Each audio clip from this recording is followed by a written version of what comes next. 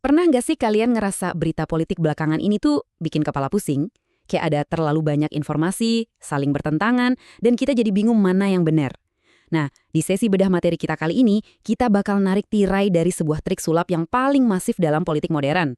Berdasarkan riset mendalam dari Harrington dan rekan-rekannya, kita akan ngebedah secara objektif gimana para aktor politik, dan sayangnya seringkali media juga, menciptakan landscape informasi yang isinya penuh dengan ilusi.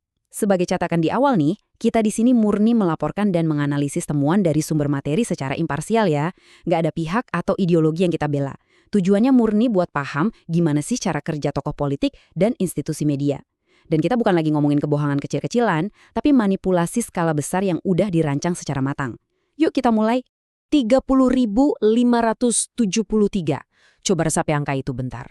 Angka yang bikin geleng-geleng kepala ini adalah jumlah ketidakbenaran yang terdokumentasi yang diucapkan selama 4 tahun masa kepresidenan tokoh politik utama seperti Donald Trump. Berdasarkan analisis sumber kita, itu tuh rata-rata sekitar 21 klaim keliru setiap harinya. Ini jelas bukan sekedar keceplosan ngomong. Angka ini mewakili volume disinformasi yang supermasif yang pada akhirnya menormalisasi kebohongan sistematis. Target utamanya bukan buat bikin kalian percaya sama satu kebohongan spesifik, tapi untuk membanjiri ruang publik sama informasi palsu sampai kewarasan kita kewalahan dan pelan-pelan melemahkan kemampuan kita untuk berpikir rasional. Dan strategi ini diakui secara terang-terangan loh sama mantan Perdana Menteri Inggris Boris Johnson. Dia ngasih analogi yang brilian banget. Di dunia militer, helikopter itu sengaja menyebarkan sekam atau chaff ke udara buat membingungkan radar musuh. Nah, dalam politik, kebohongan itu ya sekamnya. Pas para pemeriksa fakta lagi sibuk ngebongkar satu kebohongan, sang politisi udah ngelempar 3 pernyataan kontroversial lainnya. Perhatian kita jadi terpecah belah. Pendekatan ini efektif banget karena mereka menciptakan drama, khusus buat mengalihkan fokus kita dari kebijakan-kebijakan nyata yang sebenarnya berdampak langsung ke hidup kita. Nah, sekarang mari kita lihat lebih dalam lagi gimana sebenarnya anatomi dari strategi kebohongan ini. Para peneliti itu menyebut fenomena ini sebagai bencana yang merayap atau creeping catastrophe. Kenapa kita bisa sampai terjebak sejauh ini?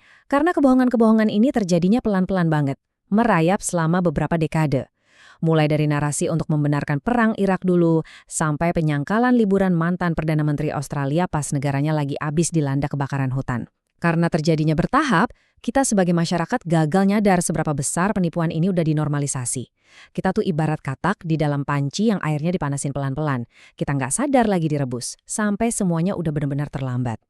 Kondisi ini melahirkan apa yang disebut konspirasisme baru. Kalau zaman dulu teori konspirasi itu masih berusaha nyari-nyari bukti buat diutak-atik, konspirasisme baru ini masa bodoh sama bukti. Para aktor politik paham betul kalau mereka ngulangin satu kebohongan terus-terusan, kebohongan itu akan menggantikan validasi ilmiah dengan validasi sosial.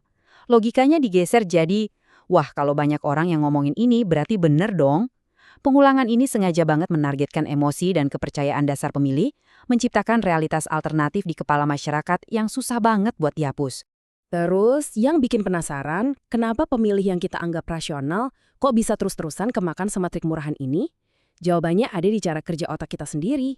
Psikolog menyebutnya bias konfirmasi. Gampangnya gini, secara psikologis kita itu merasa sangat nyaman kalau ngerangkul kebohongan yang sejalan dengan pandangan dunia kita. Contohnya, klaim palsu yang bilang kalau kelompok Antifa yang memulai kerusuhan di gedung Kapitol AS. Walaupun buktinya udah jelas-jelas ngebantah hal itu, masih banyak yang gampang banget percaya. Kenapa? Karena itu menyelamatkan mereka dari kenyataan pahit tentang kubu politik mereka sendiri.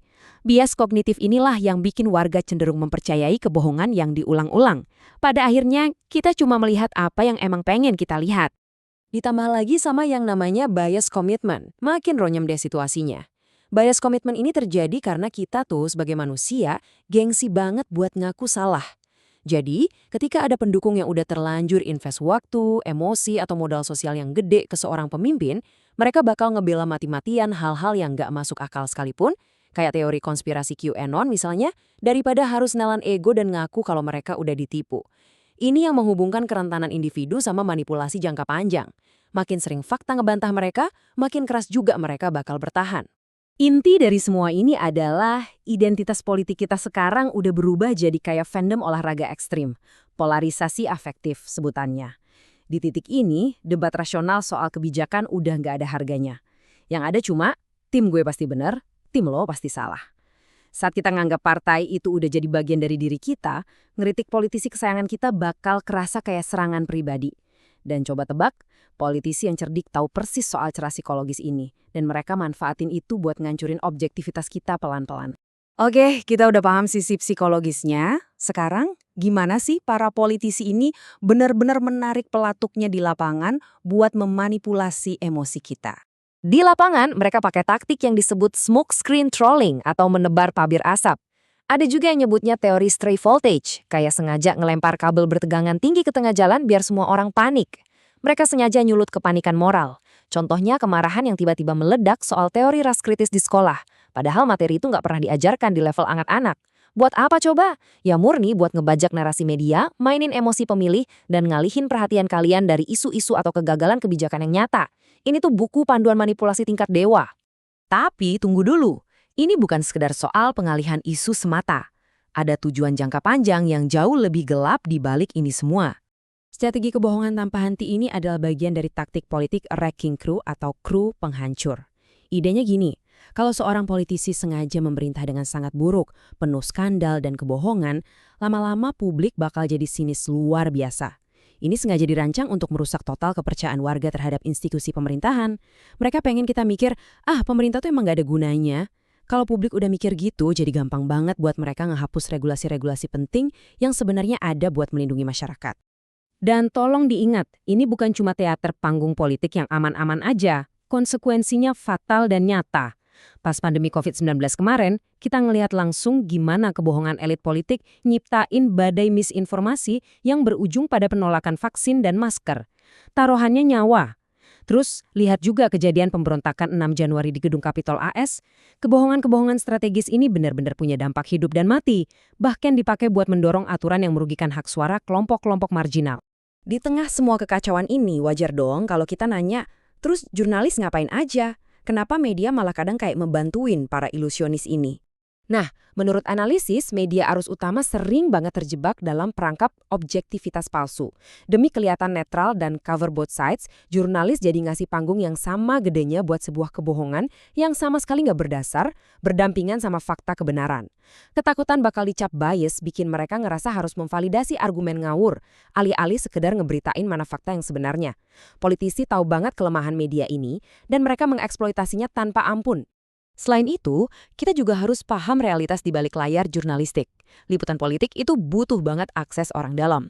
Para reporter ini seringkali takut kalau mereka secara frontal nyebut politisi itu pembohong, mereka bakal kehilangan akses VIP, info eksklusif, atau wawancara khusus. Jadinya gimana? Mereka pakai bahasa yang diperhalus. Kebohongan disebut salah bicara. Dan pada akhirnya ini justru menormalisasi perilaku manipulatif politisi tersebut. Makanya jurnalis benar-benar harus mengubah cara mereka meliput para elit supaya nggak gampang jatuh ke jebakan sensasi. Jadi pertanyaannya sekarang, gimana dong caranya kita dan institusi jurnalisme mematahkan mantra manipulasi ini? Institusi jurnalistik harus secara radikal mengubah cara kerja mereka. Mereka harus berani ninggalin pencarian objektivitas atau netralitas yang sekedar performa belaka. Artinya apa? Kalau ada politisi yang sengaja bikin pernyataan ngawur, cuma buat cari sensasi dan distraksi, media harus punya keberanian untuk nggak ngasih panggung sama sekali. Jangan diperkuat. Jurnalis juga harus mulai berani mempermalukan aktor-aktor politik yang iktikatnya udah jelas buruk, berhenti memvalidasi klaim palsu mereka, dan lebih fokus menjaga kebenaran faktual. Tapi pada akhirnya, kita nggak bisa sekedar ngandelin fact-checker buat ngelamatin kita dari sisi irasionalitas manusia yang emang udah bawaan lahir ini. Memahami psikologi dan taktik di balik layar ini, ibarat ngembaliin kendali ke tangan kita sendiri. Sekarang kita tahu nih, gimana cara ngenalin taktik distraksi. Pertanyaan kritis buat kalian semua.